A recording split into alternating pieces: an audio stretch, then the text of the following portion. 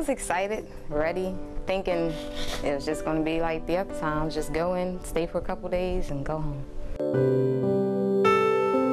July 2nd, 2010. Maureen Willingham and her husband are expecting their 4th child. It is the last thing she remembers. There's nothing you can do to prevent what happened. You know, it's like I didn't do anything wrong. It just happened. This is Dr. Adams Pickett. When they called and told me there's respiratory distress, I was very surprised and shocked to see as I walked in the room that the person in respiratory distress was not the baby, it was the patient herself. She was pale, she was lifeless, and I heard the nurses say, we have no pulse. Maureen suffered from amniotic fluid embolism, an extremely rare condition that results in respiratory failure. Dr. Pickett and her team delivered the baby by C-section, while others frantically worked to revive Maureen. And Maureen would not come back. And again, I kept thinking, this is not supposed to happen. Birth is supposed to be a happy event. I've never known anybody to go through anything like that, and then for them to say I went through it, it's unbelievable. And then the fact that I don't remember any of it. A minute became 10, then 20, and then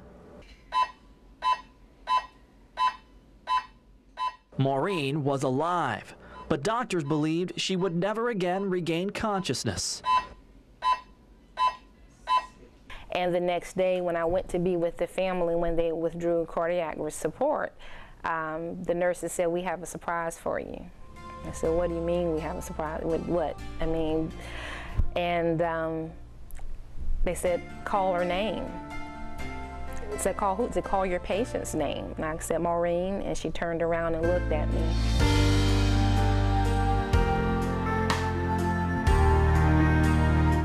And I'm sure the nurses in the room had never seen the doctor respond the way they saw me that day, because I was just overcome with emotion. Me and Dr. Pickett was put in each other's paths for a reason, because most people would have gave up.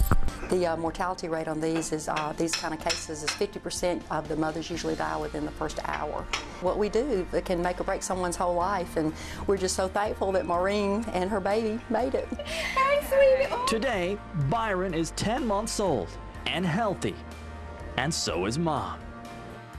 If you spoke to any scientist, physician, clinician across the country and told them Maureen's story, they would never believe that the outcome was that Maureen and Byron were still here today, and that Maureen and Byron are both healthy and happy. Without the doctor I had and the good people in ICU, and we wouldn't be sitting here. All it took was for somebody to have an off day and to not feel like doing something, and it had turned out completely different. I was stunned and in awe of what could happen if you believe, if you have faith, and if you work together. Anything is possible. Anything is possible.